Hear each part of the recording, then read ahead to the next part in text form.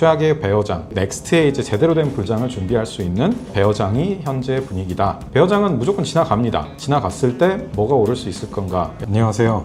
시장이 여전히 계속 좋지는 않습니다. 그래서 오늘은 시장에 대한 진단 간단하게 해드리고 일어나고 있는 일 한 가지에 대해서 전달을 드리도록 하겠습니다. 첫 번째로 요즘 시장 가격이 되게 안 좋아요. 계속 눌려 있는데 이거에 대해서 좀 이야기를 많이 하고 있는데 한 줄로 요즘 이런 표현을 좀 많이 하고 있습니다. 최근에 이제 1년 사이를 역대 최악의 불장이고 그런데 최고의 배어장이다 라는 이야기를 하고 있습니다. 이거 언뜻 들어보면 무슨 얘기냐라고 하는데 작년에 이어졌었던 불장이라는 측면에서는 뭐 사실 불장이 언제 제대로 왔었냐라는 거를 질문하는 분들도 있다 보니까 이 불장으로서의 어떤 존재감, 알트 시장까지 이어지지 않고 생각보다 길게 가지 않고 지나가 버리다 보니까 이게 그 불장이었다라고 한다면 최악의 불장 아니냐라는 이야기를 하는 거고요. 최고의 배어장은 또 무슨 얘기냐라고 하면은 배어장은 배어장인데 그 내실을 좀 가격을 떠나서 따져보다 보면 이 역시 배어장도 오래갈 배어장이냐 아니면 이게 진짜로 이렇게 까마득하게 무너질 배어장이냐라는 측면에서는 좀 이렇게 시각이 다르다 보니까 이런 표현을 쓰고 있는 것 같습니다. 아시다시피 그 최근 가격 빠지고 있는 거에 대해서 너무나도 많이 보시고 들어봤을 텐데 근본적인 거는 매크로입니다. 가장 대표적으로 물가가 전년 대비 한 4.1% 정도 이제 PCE 물가가 올랐다 보니까 연준 목표 대비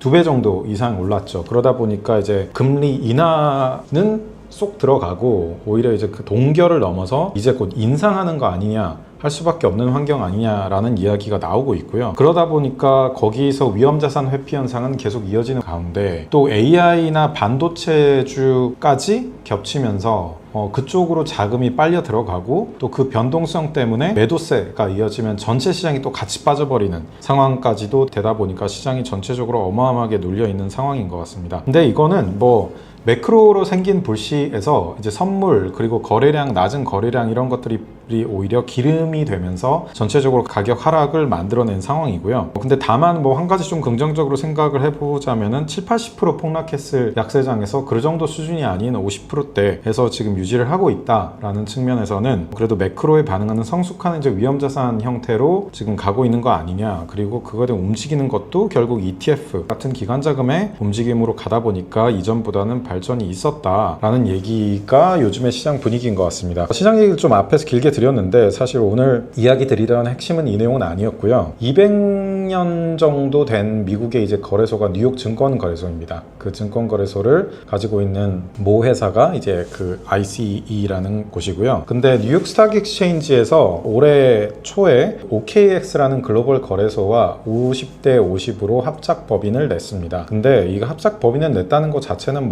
그때 뉴스가 돼서 아시는 분들도 있으실 텐데 목적은 뉴욕 증권거래소에 있는 주식을 24시간 거래하고 결제를 시키겠다라는 이야기를 했고 3월에 이제 투자를 하고 나서 5월에는 이제 원유 관련된 연구 선물로 이제 첫 번째로 협업을 진행을 하고 있고 했는데 이번에는 주식 토큰화 또 합작을 하자라고 이야기가 나온 상태입니다. 좀 구분해서 기억하시면 좋은 건 아직 SEC나 CFTC에서 승인을 받은 건 아니고 합작을 하자라고 하고 있는데 이제 거기에서 왜 지금인가라는 그리고 그 ICE 해서 이제 OKX랑 투자도 하면서 진행을 했는데 그 CEO가 고백을 한 게 있어요. 지금까지 200년 된 거래소 그리고 더 큰 이제 나스닥 같은 곳보다 11명짜리 거래소가 더 크다라는 발언을 했습니다. 이 어마어마한 이제 경종을 울리는 표현인데 지금까지 그 어마어마한 레거시가 있고 그렇게 전 세계에서 가장 큰 거래소 역할을 하는 곳보다 11명이 만든 탈중앙화 거래소인 하이퍼리퀴드가 더 잘하고 있다라는 이야기를 공개석상에서 한 상황이죠. 어떻게 보면은 기존의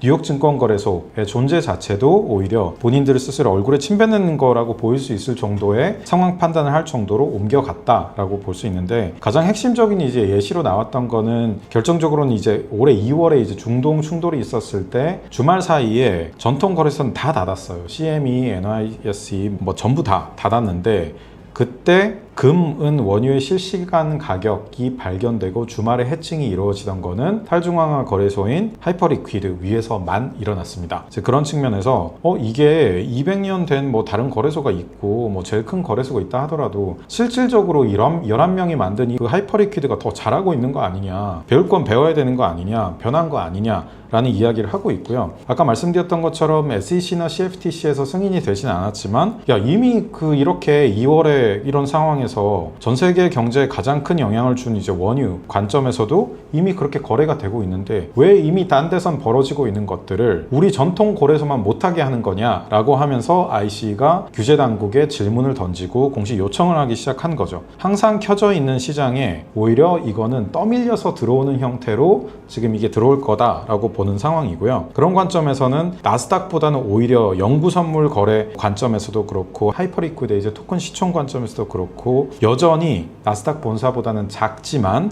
활동량은 추월을 하고 있고 오히려 몸집은 아직 작은 상황이다 보니까 성장의 여지가 훨씬 크다라고 생각을 하고 있는 상황입니다. 하이퍼리퀴드는 탈중앙화 관점에서 영구 선물의 그 시장 점유율이 70% 이상을 차지하고 있고요. 다만 이제 기업 가치로는 나스닥의 3분의 1 정도 수준밖에 아직은 못 되어 있는 상황인 거죠. 이제 그런 관점으로 봤을 때 처음에 이제 이야기 드렸던 것처럼 최악의 불장이 지나가고 알트 시장까지 영향을 못 갔지만 알트가 아닌 이제 이와 같은 주식 토큰화 라던가 새로운 형태의 토큰화를 준비하고 있는 상황에서는 가격과 무관하게 준비가 잘 되고 있다. 그런 관점에서 조금 과장된 표현이지만 최악의 베어장, 넥스트에 이제 제대로 된 불장을 준비할 수 있는 베어장이 현재 분위기다라는 것을 전달을 해드리겠습니다. 베어장은 무조건 지나갑니다. 지나갔을 때 뭐가 오를 수 있을 건가에 대한 옥석 가리기 관점에서 이렇게 좀 시장 뉴스나 이런 펀더멘털 변화를 살펴보시기를 권유드리겠습니다. 네, 오늘은 여기까지 말씀드리겠습니다. 감사합니다.